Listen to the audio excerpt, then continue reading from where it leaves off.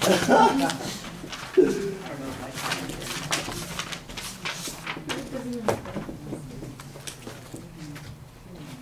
yeah, not bad.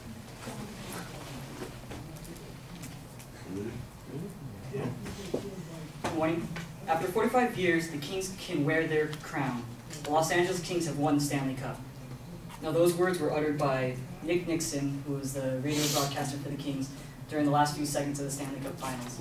And those words always just bring goosebumps to my body, and a little bit like tears of joy, you know, come to my eyes, just because of all the memories of their road there and winning a championship. And from personal experience, winning a championship myself, I know just how great the feeling is being on, not on the ice, but being on the field or whatever field after you win, and just being the winners instead of the losers. But I've been on both sides. And also, 45 years of the Kings' history, 40 of those years, my father has actually been a Kings fan and has followed them ever since they had the great one, ever since they were just a horrible team to where they just came up and won the cup. So today, I want to outline for you the three main factors that resulted in the Kings winning the Stanley Cup last year. And those three main factors are Quick's superb goaltending throughout the season as well as the playoffs, Daryl Sutter coming in as a new coach a little bit before the midpoint of the season, as well as the acquisition of Jeff Carter as a player. So starting off with the first point, Jonathan Quick, throughout the regular season, stopped 92.9% of the pucks that were thrown at him in net, which is pretty amazing. If you can stop 90% of the pucks, you're doing pretty well as a goaltender. He also had a goals against average of 1.95, which meant on a regular basis, teams were scoring less than 2 goals against him during a game during the regular season. And since the Kings were struggling throughout the regular season last year by not scoring goals, they were scoring less than 2 goals like a game, it was clear that Quick kept him into many games, which allowed them to keep their record, you know, close to 500 in order for them to make it to the playoffs. Quick also had 10 shutouts during the regular season, which also kept the Kings, you know, able to win games only by scoring 1 goal. In addition to the play that he had during the regular season, Jonathan Quick also had an excellent postseason, even better than his amazing regular season.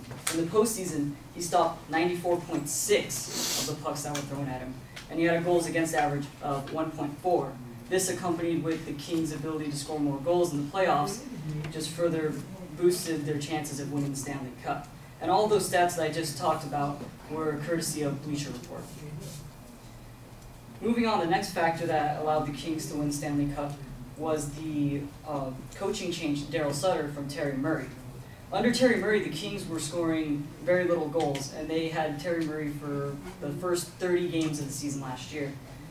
Under Terry Murray, they were scoring probably 2 to 1 goals every game, having like huge struggles on offense. Most of their goal scorers who had 30 goals on the season, the previous season, were down to about 10 goals this season. And the date that Daryl Sutter was brought on to coach the Kings was December 10, 2011. And with Daryl Sutter, he also brought the forecheck. And in hockey, the forecheck is putting offensive pressure on the other team's defense in order for them to make a mistake, in order for you to further your offensive strike. And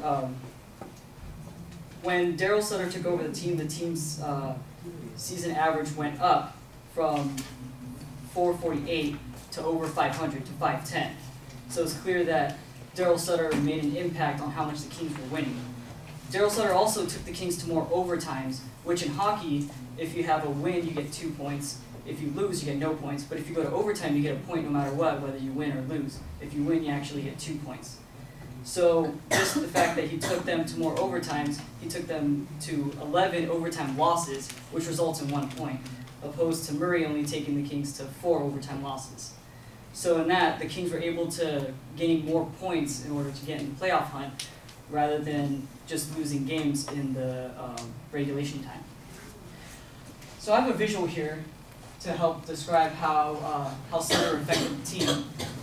In these 2 categories, we have points per game as well as goals per game.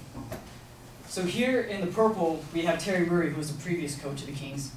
And in his points per game, the Kings were producing less than 1.5 points per game. But when Sutter came on as coach, they were producing close to almost 2 points per game. So they were scoring more goals. Or they were getting more points in the playoff hunt. And for goals per game, Murray was actually only having the Kings produce a little over 2 goals, while Sutter was helping the Kings produce closer to 3 goals. And of course, you score more goals, you have a better chance of winning.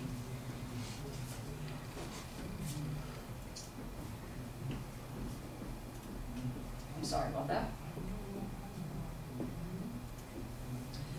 So moving on to my third topic, Sutter brought more offense, but a person that brought on a lot of offense was Jeff Carter, who was acquired in a trade with the Columbus Blue Jackets, which was kind of one of those blockbuster trades right before the trade deadline.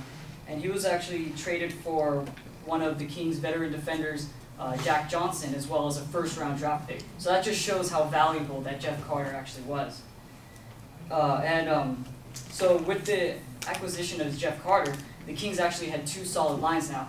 They had the top line with their best players, Brown, Anze Kopitar, Justin Williams, as well as their second line, who had superstars like Mike Richards, Justin Penner, and now Jeff Carter, who all of them actually are like 30 goal scorers on the season. And with Carter brought life to the second line. Before Carter came to the team, the second line was really struggling. Penner was going through a lot of personal problems as well as problems on the ice. He wasn't having a 30-goal season like he usually did. He was like less than 10. Same with Richards. He was struggling, had very few goals. But when Jeff Carter came around, their production increased, and thus allowing them to get into the playoff hunt, and also allowing them to have a very productive line during the playoffs. So in this visual, we have the points per game that the second line, which is the line with Penner, Richards, and Carter. And the purple represents the regular season, and the playoffs is in the silver. And as you see, Penner's point production went up by 0.2 in the postseason. Richards went up by 0.14, and Carter's went up by just a little bit, just because Carter had only 9 games in the regular season and had made most of his play in the postseason.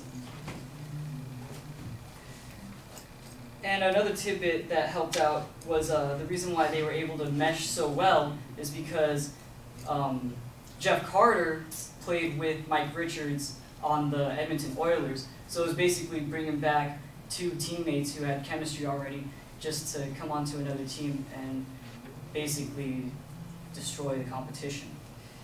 And all those stats actually came from NHL.com. So with the 3 main factors, with the acquisition of Jeff Carter, with the coaching change to Daryl Sutter, as well as the stellar performance by Jonathan Quick in goal, the Kings were able to win the Stanley Cup. And as said by the Kings assistant captain, Anze Kopitar, it was way too fun not to win the cup again.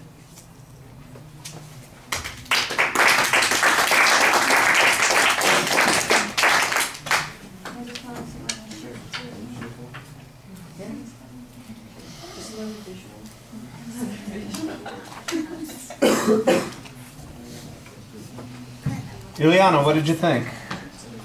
I thought he was very enthusiastic, very loud, very clear, a lot of eye contact.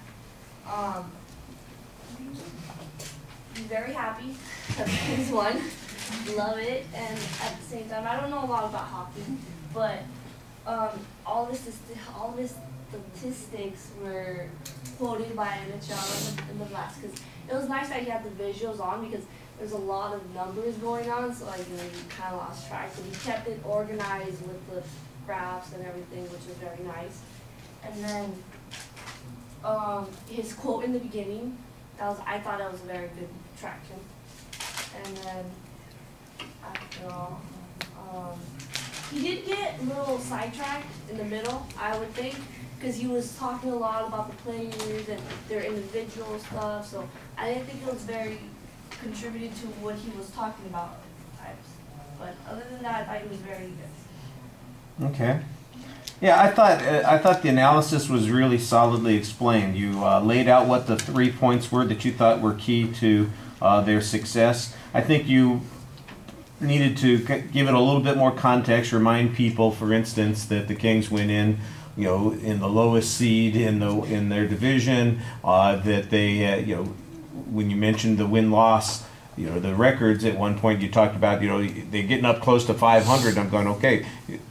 Can you get into the playoffs with a losing record? That kind of thing. So maybe a little bit more context about what was going on, before the playoffs. And then I thought that you had very clear explanation about how the trade made a difference, how the coach made a difference, and how especially the goalkeeper made a difference. And when you got to the the effectiveness of the goalkeeper in the playoffs, I thought that was the clearest part of the speech, where you're talking about what how that influenced the outcomes of the games. The stuff earlier talked about the difference, getting more points to get them to the playoffs. That would have been one of those things where that context would have made a little bit more sense. But I thought that you picked the right three things to talk about. Each of them you described pretty well. You had good information. I like the visuals. I thought that they helped. I'd agree with Ileana. Sometimes you got a lot of numbers there, and seeing them visualized that way helps quite a bit. You realize just a slight difference in a percentage is the difference in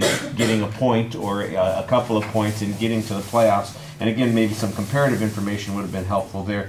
I think it needed to be just a little bit more energetic in the pacing. I thought you were enthusiastic, and that came across, but it seemed to be going a little slow, and you just need to present it a little quicker. All right, thank you.